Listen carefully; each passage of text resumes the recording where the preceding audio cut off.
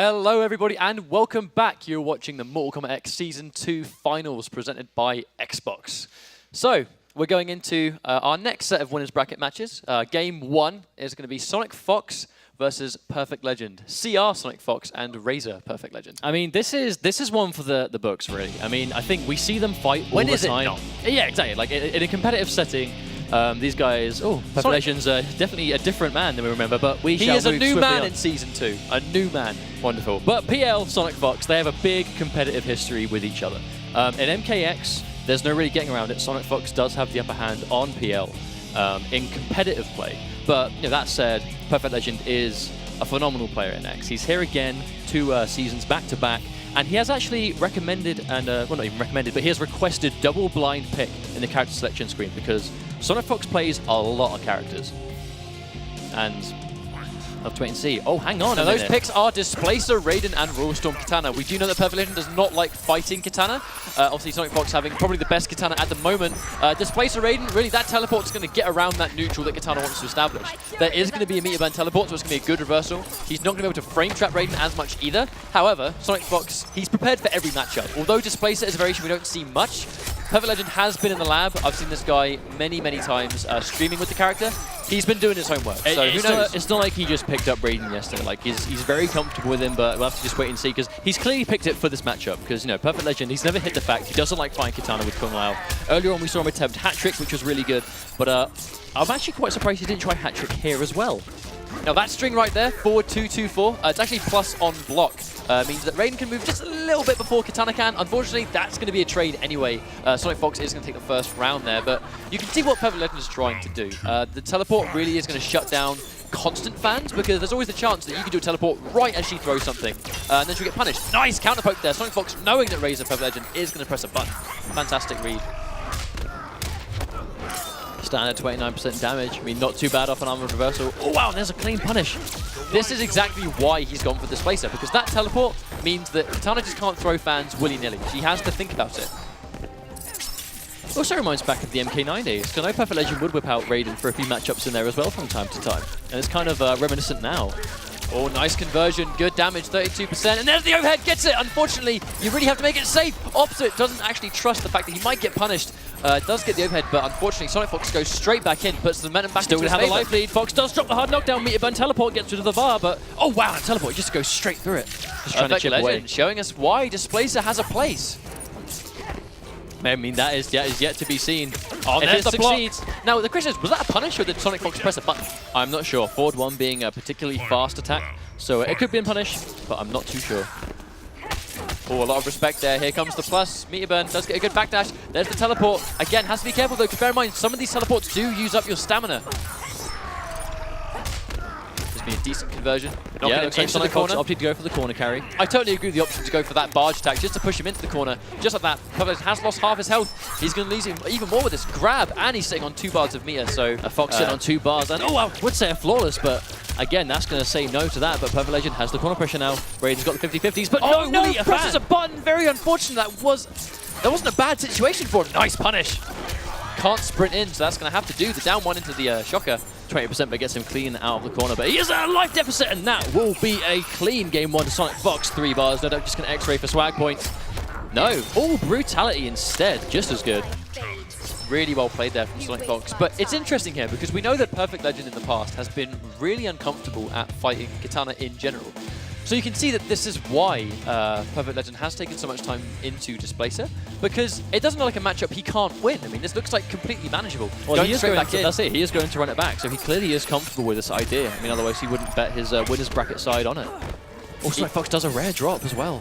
Well, we very rarely see a combo drop from SonicFox, but at that point he'd done so much damage anyway, it's not the end of the world. He starts off with an air-to-air as well, so he did bag himself the first as well. Nice use on the overhead. Very risky stuff. Here comes the plus frames. Doesn't get it.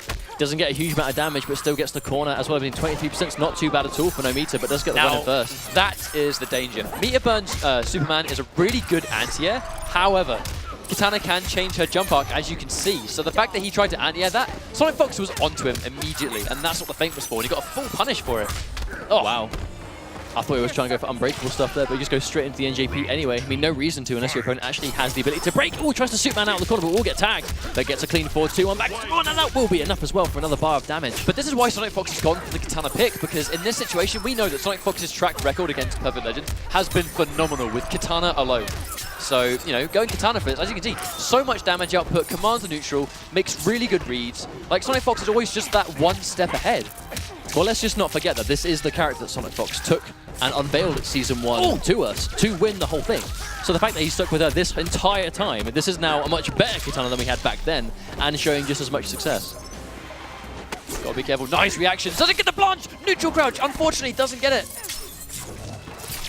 Wow, I mean, just like this, Perfect Legend has a life lead, so Fox has going to have to watch out for these trades. They want to be in his favor, but especially if he drops the instant air fans like that, but he's still getting a few. One thing to pay attention to as well, guys. Oh, nice use on the Meteor and Superman just going straight through that fan. But every time he teleports behind his opponent, it costs 1 bar of stamina. So you can't just teleport all over the place. As you can see right there, cost him a bar.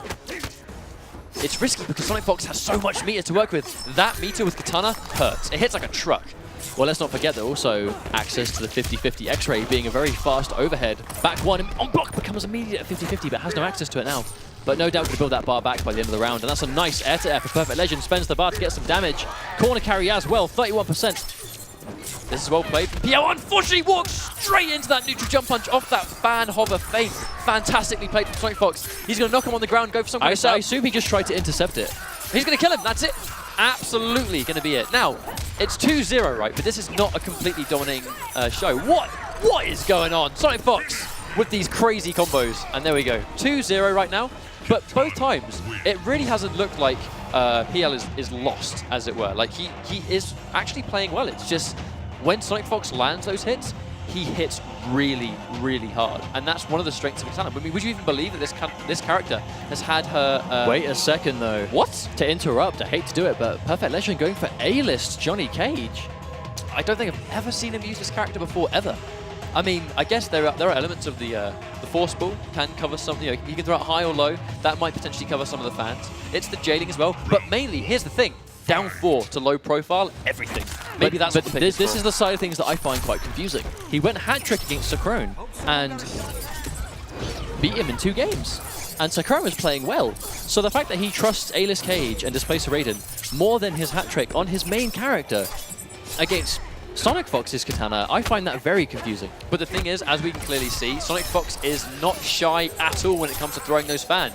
Johnny Cage has no teleport, so he has no quick way in to deal with those fans. If he meteor shadow kicks, just sends you away and costs him a exactly, bar. like, he can deal with a full screen fan for a bar, but it's not going to lead to a full combo. It's just going to knock him away again. So SonicFox, knowing this, he's now going to play much more of a zoning game. That was either disrespect or that was a buffer. Either way, SonicFox finds himself on match point. I would have assumed it was a buffer, but if you asked SonicFox, he'd probably say it was disrespect. We like to call that the SonicFox speed bag. Oh, there we go.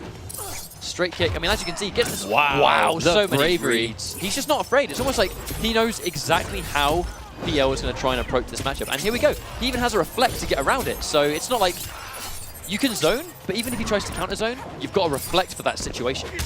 Oh, wow, gets it. Oh, but no finish. I really feel like this Johnny Cage pick might have been a little bit of a panic pick. It just doesn't seem as his Johnny Cage is as complete as his Raiden was, or even as his Lau is. I mean, but he is still in, especially if SonicFox is going to give him openings like that. Gets big damage, doesn't spend the bar, just tries to get him blocking. Meteor force ball. Nice. Beats the counter poke. Gonna have to punish this. There we go. Nice. PL does wrap it up somewhat. He's gonna have one more round. It was a strong sequence. Yeah, it's a very strong sequence. Now let's forget, we are not seeing the fact that he goes for down 4s. Down 4s, low profile, so many Katana things in general. But we're just not seeing it. Oh, catches him on the overhead. Has to break. That would have hurt. Oh, wow, nice. Clean jump in. Perfect Legend with a psychic jump in, the Shambler. Oh, there we go. Tries to counter poke. That was definitely a jump prediction, that was. Absolutely. Oh, Perfect Legend doesn't bite. SonicFox trying to bait him to try and out. Yeah, with a float, but doesn't bite. Oh, that was definitely a Meteor Burn attempt that did not come out. Unfortunately, going to get punished, but he will have that bar for it again. Oh, no. He tries to make it whiff by backdashing, but you could just block and punish instead, but unfortunately he does get tagged by the very tip. 30% out of the corner. Now here comes the zoning. I mean, before you know it, you could lose a ton of health if you take too many of these fans. You can't jump in this situation. Also, if you jump, it's going to hurt. He can't so run bad. in either. He can't run in because if he uses his stamina to get in, he won't have any for the cancels. Now he's got no meter. That was, I don't know. There we go. He's going to go in. And there's also no way he's going to build a breaker on taking damage alone in this game. He's going to have to get some block chip. This is a risky situation. And you can't out here. Oh, the delay from SonicFox! The combo does drop the down one! Miaburn straight kick! Back to this neutral situation.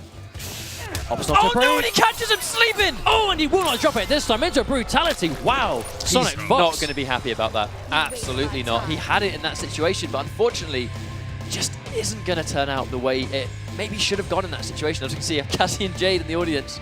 Shout out to them, but shout out to SonicFox 3-0 against PL. I think as it stands, there really is no denying that SonicFox is PL's tournament demon. I mean, he's like that for many players, but it does seem like every time these guys run into each other, it seems to always go the same way. However, but that last game was so close, though. Exactly. I completely agree with the fact that PL has decided to start trying to branch out for other characters.